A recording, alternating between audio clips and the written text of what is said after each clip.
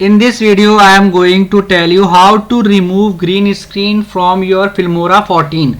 So first of all, add any green screen video in your Filmora. I hope you know how to do it. So after that, double tap on this video, and after that you can see these are the option at the right hand side will come up. Click on AI tools option.